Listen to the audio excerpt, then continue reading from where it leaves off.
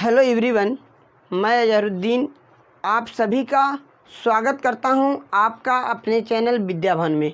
आज गाइस इस चैनल के माध्यम से इंग्लिश का टॉपिक पढ़ाया जाएगा। तो गाइस चलते हैं अपने टॉपिक की तरफ और इंग्लिश को बेसिक से समझेंगे। इंग्लिश आखिर है क्या। यदि आप इंग्लिश को समझना चाहते हैं तो आपको पहले समझना पड़ेगा यदि आप इंग्लिश को क्या मानते हैं।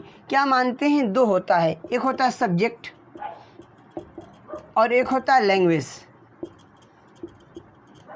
लैंग्वेज। सब्जेक्ट और लैंग्वेज। सब्जेक्ट यदि आप इंग्लिश को मानते हैं तो ये सब्जेक्ट और लैंग्वेज इंग्लिश दोनों है, एक सब्जेक्ट भी है लैंग्वेज भी है। लेकिन आपको समझने के लिए सब्जेक्ट समझ कर ना समझें क्योंकि आपको कठिनाई समझ में आएगी। क्योंकि सब्जेक्ट मीन्स जब हम लोग क्लास 6, 7, 8, 9 में पढ़ते थे, बीए करते हैं, एमए करते हैं, कुछ भी करते हैं, ये इंग्लिश को सब्जेक्ट मानकर करते हैं, सब्जेक्ट लेकर करते हैं। तो गाइस इंग्लिश को आज हम पढ़ेंगे लैंग्वेज की भाषा में, जिसका अत्यधिक यूज कहाँ किया जाता है।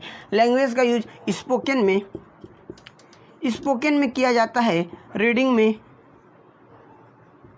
And exam means SSC, CGL, ये सब एग्ज़ाम में इस इंग्लिश का अत्यधिक क्वेश्चन पूछा जाता है।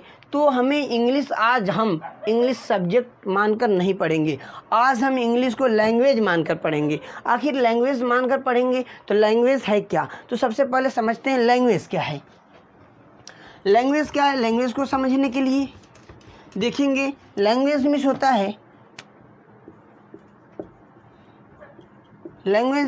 है ध्वनि या भाषा। तो सबसे पहले लैंग्वेज का जन्म कहाँ से हुआ।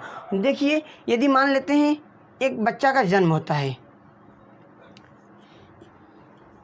और जब ये कुछ बोलना चाहता है, कोई भी बालक कुछ बोलना चाहता है तो ये जो है ये इस कंठ से बोलना चाहता है। बच्चा जब जन्म लेता है चिल्लाता है, कोई भी जीव जंतु चिल्लाता है बोलता है तो इस कंठ से बोलता है। और जो ये कंठ से बोलता है इसको कहते हैं ओकल साउंड। ओकल साउंड कहते हैं ओकल कार्ड। और यहाँ से निकलने वाली ध्वनि ओकल साउंड कहलाती है।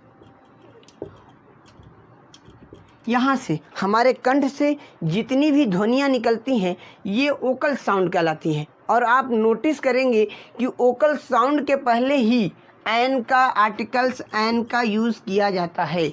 अब आर्टिकल्स एन है क्या, इसके बारे में डिटेल नेक्स्ट वीडियो में बताया जाएगा। तो सबसे पहले समझते हैं ओकल साउंड। जब बालक जन्म लेता है, चिल्लाता है, बोलने का प्रयास करता है तो जो हमारे कंठ से ध्वनि निकलती है उसका जहाँ से निकलती है उससे कहते हैं ओकल कार्ड, और जो ध्वनि निकलती है उसे कहते हैं ओकल साउंड। और हम जानते हैं कि ओकल कार्ड से 20 प्रकार की ध्वनि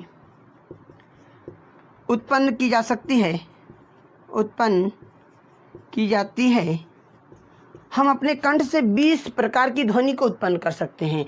तो इसका डिफिनीशन होगा a letter is pronounce vocal cord is called vocal sound. Hindi में कि ओकल कार्ड से निकलने वाली ध्वनि ही ओकल साउंड कहलाती है। नेक्स्ट पॉइंट को समझते हैं कि ओकल कार्ड के बाद ओकल साउंड आ गया, और ओकल साउंड के बाद लैंग्वेज के बाद हम लोग जब जो बोल रहे थे, जो ध्वनि उत्पन्न कर रहे थे, वो एक साउंड का जन्म ले रहा था। साउंड जिसे हम लिख नहीं सकते। तो साउंड से ही इस साउंड में लेटर होता है। साउंड दो प्रकार का होता है। मीन्स हम यहीं से कहते हैं, एक होता है वावेल, एक होता है कॉन्सोनेंट। अब समझते हैं वावेल और कॉन्सोनेंट है क्या। हमारे कंठ से निकलने वाली ध्वनि ओकल साउंड कहलाती है। और हम जानते हैं ओकल साउंड के पहले एन का यूज़ करते हैं। जितनी भी शब्द, जितने भी लेटर का एन इस ओकल कॉर्ड से निकलेगा ध्वनि, वहाँ पर एन लगाएंगे। और एन कहाँ पर लगाएंगे? वावेल के पहले एन का यूज़ करेंगे। अब कॉन्सोनेंट की बात करते हैं। आखिर कॉन्सोनेंट है क्या? जब मान लेते हैं दो बालक हैं, दो बालक हैं, दो बालक, और ये दो बालक आपस में क्या करना चाहते हैं? बातचीत करना चाहते हैं। ये कुछ बोलना चाहता है और ये कुछ सुनना चाहता है। जब ये बालक बोलेगा और ये बालक सुनना चाहता है, तो जब हम लोग किसी भी चीज़ का नकल करते हैं, जैसे हमको कोई कहता है कि पापा बोलो, तो पापा बोलते हैं, या हमें कोई कहता है मम्मी बोलो, तो मम्मी बोलते हैं। कुछ भी, यदि हमें कोई कहता है पेन बोलो, तो हम जिस शब्द का नकल करते हैं वो हमारा होता है कॉन्सोनेंट। और कॉन्सोनेंट के पहले एन ए का यूज़ किया जाता है। तो अब समझेंगे कॉन्सोनेंट कितने हैं। तो कॉन्सोनेंट कितने हैं इसके पहले समझते हैं कॉन्सोनेंट का यूज़ कैसे करते हैं। मतलब वह शब्द या वह अक्षर जिसको बोलने के लिए हमारा जीभ, ये तालु और ये हमारा पेट, मतलब शरीर का पूरा अंग काम करता है, उसे कहते हैं कॉन्सोनेंट। जैसे में एग्जाम्पल की बात करते हैं, जैसे में हमको कोई कह दिया ये अ है मिस ए, तो ये ए वावेल है। अब इसको हम बोलते हैं, तो यहाँ से ए, तो ये हमारे कंठ से निकल रहा है ए, तो इसको बोलने के लिए हमारे कंठ की ज़रूरत है। तो यहाँ पर ये ओकल कॉर्ड वाला है और इसके पहले एन लगाएंगे। अब बात करते हैं एम बोल रहे हैं, एम बोल रहे हैं, तो ये हमारा तालु, ओठ और हमारा पूरा बॉडी काम कर रहा है। जिसमें तालु, ओठ, जीभ सब कुछ काम करता है, वहाँ उसे कॉन्सोनेंट कहते हैं। और कॉन्सोनेंट के पहले ए लगाते हैं। चलते हैं फॉर एग्जांपल की तरफ चलते हैं कि वावेल होते हैं इंग्लिश में 5 एंड कॉन्सोनेंट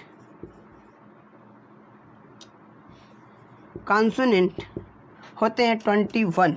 तो 21 कॉन्सोनेंट एग्जाम्पल में जैसे लिख लेते हैं एच, ये एच है, और एच से एक बार लिखते हैं हावर और एक बार लिखते हैं हाउस। अब देखिए एक ही एच है और यह हमारा कैसा शब्द है? यह हमारा कॉन्सोनेंट है। अब इसी शब्द से, इसी अक्षर से हमने एक शब्द बनाया हावर।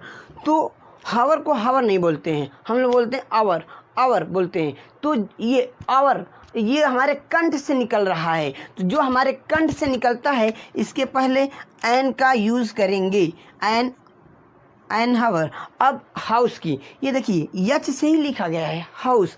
तो देखिए हाउस को बोलने के लिए हाउस, ये जीभ तालु, मतलब हमारा ये जीभ तालु सब कुछ काम कर रहा है, यहाँ पर ए का यूज़ करेंगे। तो नेक्स्ट एग्जाम्पल की तरफ चलते हैं। दूसरा भी एग्जाम्पल देख लेते हैं। मान लेते हैं यू से लिख लेते हैं। ये हमारा मान लेते हैं यूनिवर्सिटी,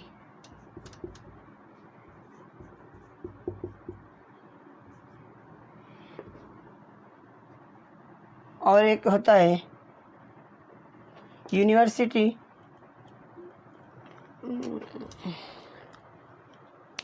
और एक लिख लेते हैं अम्ब्रेला। ये यूनिवर्सिटी और अम्ब्रेला। तो देखिए यूनिवर्सिटी को बोलने के लिए यूनिवर्सिटी, तो हमारा जीभ तालु और ये हमारा ओठ सब कुछ काम कर रहा है। तो इसे बोलने के लिए जब सब कुछ काम करता है तो ये हमारा कॉन्सोनेंट है, तो यहाँ पर ए का यूज़ करेंगे। अब अम्ब्रेला को बोल रहे हैं अम्ब्रेला, अम्ब्रेला, तो यहाँ से अ का साउंड यहाँ से निकल रहा है, तो यहाँ पर लगाएंगे ए, एन अम्ब्रेला। तो गाइस अब आपको समझ में आ गया होगा कि वावेल के पहले एन का यूज़ क्यों करते हैं, कॉन्सोनेंट के पहले एन का यूज़ क्यों करते हैं। यदि वावेल और कॉन्सोनेंट के बारे में बात करेंगे तो अभी इसके बारे में डिटेल बात किया जाएगा। तो अब एक बात और कर लेते हैं कि वावेल कॉन्सोनेंट के बाद शब्द क्या होता है। मतलब लैंग्वेज के बाद वर्ड का जन्म होता है। वर्ड ये वर्ड हमारा क्या है, शब्द। और शब्द एक ऐसा है जो अपने आप में एक स्ट्रक्चर, एक ढांचा बनाता है। हमेशा शब्द स्थान घेरता है, एक ढांचा बनाता है। आखिर शब्द है क्या? तो अ ग्रुप ऑफ लेटर, इसका डिफिनीशन अभी बताया जाएगा। तो a group of letter is called word होता है।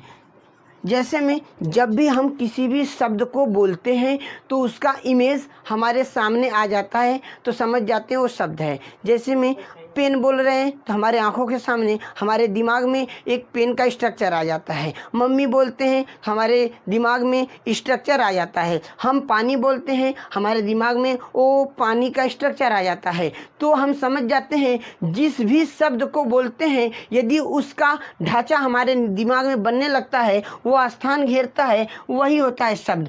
शब्द हमेशा एक स्वरूप को धारण करता है। अब गाइस तो आप समझ गए होंगे वर्ड का definition, a group of letter is called word. और हम जानते हैं कि इंग्लिश में लेटर 26 होते हैं। इंग्लिश में 26 लेटर होते हैं, जिनमें से हमने बात किया वावेल की, तो वावेल एंड कॉन्सोनेंट वावेल 5 होता है, कॉन्सोनेंट 21। इसका भी डिफिनीशन लिखेंगे, वावेल का भी, कॉन्सोनेंट का भी। तो गाइज आज के लिए इतना ही। अब नेक्स्ट वीडियो में वावेल और कॉन्सोनेंट के बारे में, डिफिनीशन के बारे में बात करेंगे, और इसके आगे सेंटेंस की बात की जाएगी। यदि मेरा वीडियो आपको अच्छा लगा हो तो इस चैनल को सब्सक्राइब करें, लाइक और शेयर करें, और बेल आइकन को दबाना ना भूलें। Thank you.